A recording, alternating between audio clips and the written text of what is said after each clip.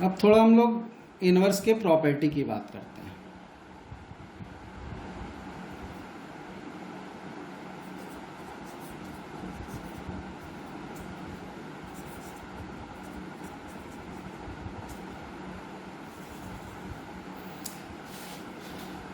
Inverse की property से भी बहुत सारे question JEE advanced JEE mains में आते हैं। तो सबसे पहली प्रॉपर्टी, थोड़ा प्रॉपर्टी को ध्यान में रखना कि इन्वर्स जो होता है, inverse of a matrix is unique. यानी किसी भी मैट्रिक्स का इन्वर्स सिंगल एक ही वैल्यू होगा, दो मैट्रिक्स नहीं हो सकता, यूनिक होगा। दूसरी प्रॉपर्टी है किसी भी मैट्रिक्स के इन्वर्स का इन्वर्स निकालेंगे तो फिर से वही मैट्रिक्स आ जाएगी। ठीक। तीसरी प्रॉपर्टी है अगर हम डिटर्मिनेंट ऑफ ए इन्वर्स निकालें या 1 डिटर्मिनेंट ऑफ ए निकालें तो दोनों बराबर होगा। यानी किसी मैट्रिक्स का इन्वर्स निकाल करके डिटर्मिनेंट निकालना है या डिटर्मिनेंट निकाल करके इन्वर्स कर देंगे, कोई इफेक्ट पड़ने वाला नहीं है। चौथी प्रॉपर्टी इसकी जो है,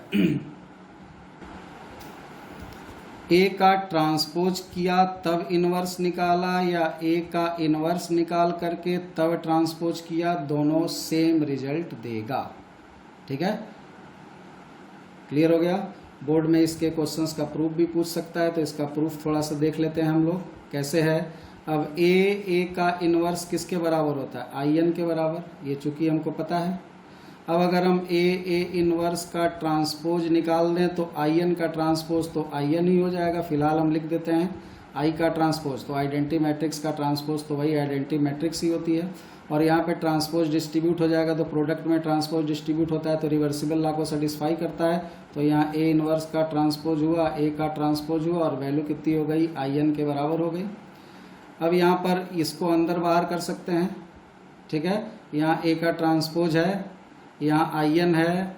अब हम इसको अगर इस तरीके से लिखें, ए इनवर्स का ट्रांसपोज, और इसको उस साइड शिफ्ट कर दें तो ये उधर जाके ए ट्रांसपोज का इनवर्स हो जाएगा और आई एन बचेगा। यहाँ आई एन, ये ए का ट्रांसपोज हमने उस साइड शिफ्ट किया तो इनवर्स हो गया, या दोनों तरफ आप ए ट्रांसपोज के इनवर्स से मल्टीप्लाई भी कर सकते हो।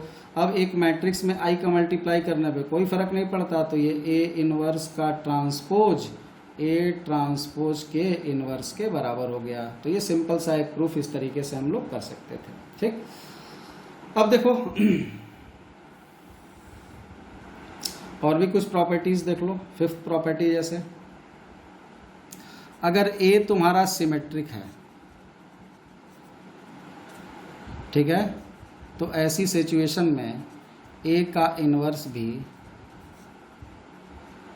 सिमेट्रिक होगा। ठीक है, अगर ए स्क्यू सिमेट्रिक है तो ए सिमेट्रिक भी हो सकता है, ए स्क्यू सिमेट्रिक भी हो सकता है। कब, इफ एन ऑड हो और इफ एन इवन हो। एन यानी ऑर्डर, ए का ऑर्डर अगर ऑड है तो सिमेट्रिक और इवन है तो स्क्यू सिमेट्रिक होगा। ठीक है, इस तरीके का डेरिवेशन एडजॉइंट में हम लोग किए हुए हैं, आप इसको डिराइव भी कर सकते हो। ठीक है,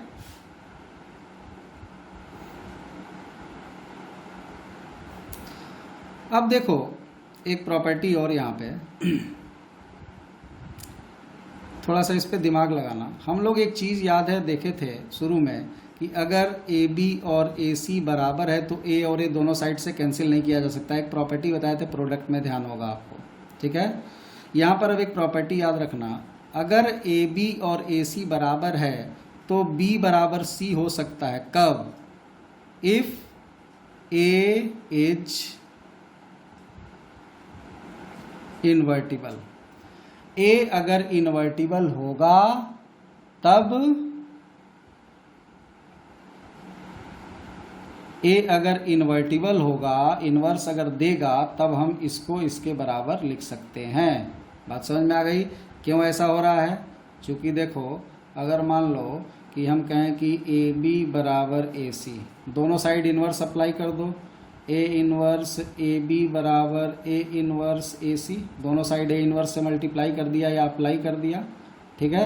अब ए इन्वर्स ए क्या बन गया, आई, तो ये आई भी हो गया। यहाँ भी ए इन्वर्स ए क्या बन गया, आई, तो ये आई भी हो गया। भाई किसी भी, सॉरी ये सी है ना, किसी भी मैट्रिक्स में उसके इन्वर्स से मल्टीप्लाई करते हैं तो आइडेंटिटी आता है। अब दोनों तरफ आई बी, ये आई बी क्या बन जाएगा, बी, किसी भी मैट्रिक्स में आई से मल्टीप्लाई करते हैं तो वही मैट्रिक्स आ जाती है। अब आई का सी में मल्टीप्लाई करोगे तो सी, तो इससे हमको क्या मिल गया, B is equal to C. यानी A B is equal to अगर ए सी है तो A B is equal to A C को B is equal to C लिखा जा सकता है कि स्पेशल केस में, कब, जब ए इन्वर्टिबल मैट्रिक्स होगी तब। अगर ए इन्वर्टिबल मैट्रिक्स नहीं है तो ऐसा लिखना पॉसिबल नहीं होगा, ठीक। एक प्रॉपर्टी और देखते हैं यहाँ पर। मान लो कि ये तुम्हारे पास कोई मैट्रिक्स है ए, ये कैसी मैट्रिक्स है, डायगोनल मैट्रिक्स है। डायगोनल मैट्रिक्स का नोटेशन हमने पहले बता रखा है कि डायगोनल मैट्रिक्स के लिए क्या करते हैं, DIG लिख करके और करली ब्रैकेट में उसके डायगोनल के एलिमेंट्स को लिख देते हैं, तो ये डायगोनल मैट्रिक्स को इंडिकेट करता है। अब ये जो डायगोनल मैट्रिक्स यहाँ पर बन करके तैयार हुई, अगर कोई बोले कि इस मैट्रिक्स का इन्वर्स क्या होगा, यानी डायगोनल मैट्रिक्स का इन्वर्स क्या होगा, तो किसी भी डायगोनल मैट्रिक्स का इन्वर्स बड़ा आसान होता है। क्या होता है, डायगोनल के जो एलिमेंट होते हैं वो रेसिप्रोकल कर दिए जाते हैं। समझ गए, डायगोनल में जो भी एलिमेंट होगा उनका रेसिप्रोकल कर देंगे तो वो उसका इन्वर्स हो जाएगा। यानी क्या कहने का मतलब है, एग्जाम्पल से समझ सकते हो कि जैसे मान लो तुमको एक मैट्रिक्स दे दिया, एक कैसा मैट्रिक्स, डायगोनल, ए लिख दिया, बी लिख दिया, सी लिख दिया, 0 0 0 0 0 0, और किसी ने बोला यार कि इसका इन्वर्स फाइंड करना है। अब इन्वर्स फाइंड करना इसका बहुत ही आसान है। क्या होगा, डायगोनल, बाकी सब तो 0 ही रहेगा, डायगोनल वाला एलिमेंट बदल जाएगा, 1/a हो जाएगा, 1/b हो जाएगा, 1/c हो जाएगा, और बाकी सब एलिमेंट 0 के 0 ही रह जाएंगे। डायगोनल वाले एलिमेंट्स रेसिप्रोकल कर दिए जाते हैं, ये ए इन्वर्स हो जाएगा, ठीक है। तो कितना आसान है ये, डायरेक्टली आप इन्वर्स निकाल सकते हैं किसी भी डायगोनल मैट्रिक्स का। एक प्रॉपर्टी और यहाँ पे जो कई बार आपने ट्रांसपोज में भी यूज किया था और एडजॉइंट में भी यूज किया था कि किसी भी मैट्रिक्स के प्रोडक्ट का ट्रांसपोज रिवर्सिबल लॉ को सेटिस्फाई करता है, एडजॉइंट रिवर्सिबल लॉ को सेटिस्फाई करता है, इनवर्स भी रिवर्सिबल लॉ को सेटिस्फाई करता है, ठीक है। यानी दो मैट्रिक्स के प्रोडक्ट का इनवर्स किसके बराबर होगा, बी इनवर्स ए इनवर्स। यानी इसी तरह से अगर हम 3 मैट्रिक्स लिए, मान लो हमने तुमसे कहा कि ए बी सी 3 मैट्रिक्स का इनवर्स निकालना है, तो ये क्या हो जाएगा, C inverse B inverse A inverse. ये रिवर्सिबल लॉ है, हमने पहले ही बताया था कि इस लॉ को क्या बोलते हैं, रिवर्सिबल लॉ। यानी प्रोडक्ट में इनवर्स अप्लाई करेंगे तो इनवर्स जो होता है वो अंदर जा करके डिस्ट्रीब्यूट हो जाता है, पहला वाला बाद में चला जाता है और बाद वाला पहले, यानी प्री पोस्ट बन जाता है और पोस्ट प्री बन जाता है, ठीक। इसका प्रूफ जरूरी है, इम्पॉर्टेंट भी है, क्योंकि बोर्ड एग्जाम में इसके प्रूफ को कई बार पूछा हुआ है। तो board exam point of view से हम इसका प्रूफ बता दे रहे हैं। बाकी जेई में आपको डायरेक्टिव प्रॉपर्टी यूज करनी है। जेई ने 2 या 3 बार डायरेक्ट, एडवांस और मेंस दोनों में इस प्रॉपर्टी को ही पूछ रखा है आपके क्वेश्चन के अंदर ऑप्शन देकर के, ये बताओ कि ये सही है कि ए इनवर्स बी इनवर्स सही है। तो इस तरीके के क्वेश्चंस आपको क्वेश्चन बैंक में भी मिलेंगे ध्यान से देखने पर, ठीक है। प्रूफ इसका आपके बोर्ड एग्जाम में भी आता है। कैसे प्रूफ करते हैं, तो एक चीज देखो, चूंकि हम जानते हैं कि किसी भी मैट्रिक्स में, मान लो m कोई मैट्रिक्स है, अगर हम m में m इनवर्स का मल्टीप्लाई करते हैं तो क्या आता है, i आता है। ये तो पता है, किसी भी मैट्रिक्स में उसके इनवर्स का मल्टीप्लाई करने पर i आता है। इसलिए हम लोग अगर मान लो ab एक मैट्रिक्स ले लें, ab को एक मैट्रिक्स ले लें और AB के इनवर्स को इसमें मल्टीप्लाई करें, यानी AB में AB के इनवर्स को मल्टीप्लाई किया, तो इसका भी रिजल्ट तो आई आना चाहिए, ठीक है। अब दोनों साइड A इनवर्स अप्लाई कर देते हैं। अब एक चीज ध्यान रखते हैं, हमने बताया था कि प्रोडक्ट जो होता है वो कैसा होता है, प्रोडक्ट में ऑर्डर इंपॉर्टेंट होता है।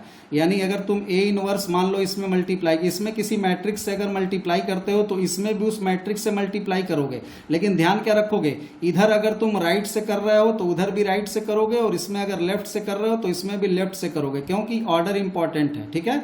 जैसे मान लो कि अगर तुमसे कहा जाए कि एक मैट्रिक्स है m बराबर n, और कोई बोले कि यार इसमें हमको a से मल्टीप्लाई करना है, तो अगर तुमने a से मल्टीप्लाई लेफ्ट से किया तो इधर भी तुमको a से मल्टीप्लाई लेफ्ट से ही करना पड़ेगा, राइट से कर दोगे तो इक्वल नहीं रहेगा, ठीक है। इसी तरीके से अब यहाँ पे हम मल्टीप्लाई शुरू करने जा रहे हैं। तो क्या करने जा रहे हैं हम यहाँ पे apply A inverse both side from left. दोनों साइड लेफ्ट से ए इनवर्स अप्लाई कर दिया तो क्या बन जाएगा, ये ए इनवर्स ए बी, ये ए बी है और यहाँ ए बी का इनवर्स अलग है और इधर भी हो जाएगा ए इनवर्स आई। इसको खोल दिया, ये ए बी ब्रैकेट में था, खोल दिया। अब ये दोनों मिलके क्या हो जाएगा, जरा बोलना, ये दोनों मिलके क्या हो जाएगा, ये दोनों मिल करके आई हो जाएगा। यहाँ पर क्या बचा बी, यहाँ पर क्या बचा ए बी का इनवर्स और इधर ए इनवर्स आई। किसी ए इनवर्स एक मैट्रिक्स है और आई को किसी भी मैट्रिक्स में मल्टीप्लाई करते हैं तो वही मैट्रिक्स आ जाती है। ये तो पता ही है ना, किसी भी मैट्रिक्स में आई का मल्टीप्लाई करते हैं तो वही मैट्रिक्स आ जाती है। ठीक, अब यहाँ आई का बी में मल्टीप्लाई करोगे तो बी आ जाएगा। तो बी ए बी का inverse is equal to A inverse. अब इसमें दोनों साइड तुम क्या कर दो, बी इनवर्स अप्लाई कर दो। दोनों साइड क्या कर दो, बी इनवर्स अप्लाई कर दो। तो फिर से अब यहां लिखेंगे apply B inverse both side from left. दोनों साइड लेफ्ट से बी इनवर्स अगर अप्लाई करोगे तो ये क्या हो जाएगा, बी इनवर्स बी, बी पहले से है, B inverse B A B का इनवर्स और बी इनवर्स को अप्लाई किधर से करेंगे, लेफ्ट से। तो यहां भी लेफ्ट में लगाएंगे बी इनवर्स ए इनवर्स। क्यों, क्योंकि ऑर्डर इंपॉर्टेंट होता है मैट्रिक्स के प्रोडक्ट में, पहले भी कई बार बता चुके हैं, जिधर से मल्टीप्लाई करें उधर ही से करेंगे। अब ये दोनों मिल करके क्या हो जाएंगे, ये दोनों मिल करके आई हो जाएंगे। तो अब यहाँ पर ये क्या बन गया तुम्हारा, ये बन गया आई ए बी का inverse is equal to B inverse A inverse. अब आई को किसी भी मैट्रिक्स में मल्टीप्लाई करते हैं तो आई गायब हो जाएगा, तो ये हो जाएगा ए बी का whole inverse is equal to B inverse A inverse.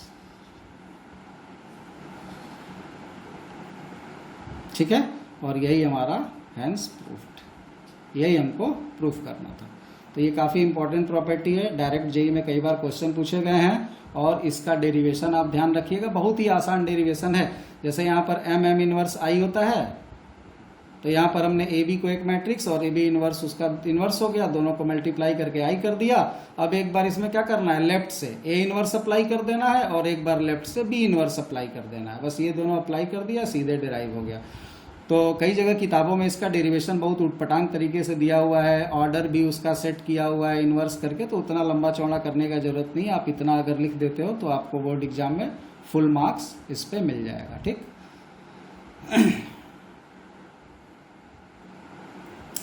ये जेई का एक क्वेश्चन है जो आया हुआ है, क्या है इसमें जरा देखो ध्यान से। ये जेई एडवांस में पूछा हुआ क्वेश्चन है, एक मैट्रिक्स है ए, उसका इनवर्स किसके बराबर है, 1/6 ए स्क्वायर प्लस सी ए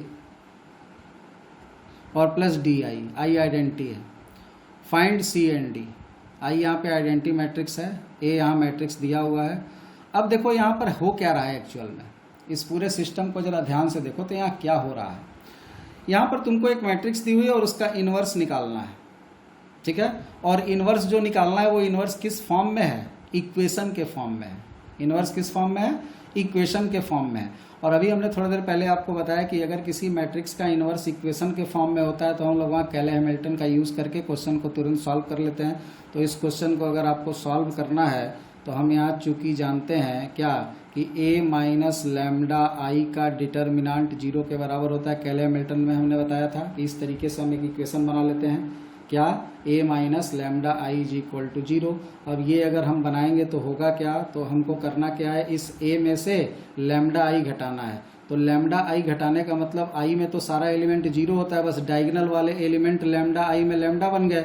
तो इस मैट्रिक्स में से जो भी डायगोनल वाले एलिमेंट हैं, इन डायगोनल वाले एलिमेंट के प्लेस पे क्या लिख देंगे, minus lambda minus lambda minus lambda. तो ये 1 माइनस लैम्डा हो जाएगा, ये 0 0 हो जाएगा, ये 0 हो गया, ये 1 माइनस लैम्डा हो गया और ये 1 हो गया, ये 0 हो गया, ये -2 हो गया और ये 4 माइनस लैम्डा हो गया, ये इज इक्वल टू 0 हो गया। इसी को बोला जाता है कैरेक्टरिस्टिक इक्वेशन। क्या बोलते हैं, कैरेक्टरिस्टिक इक्वेशन।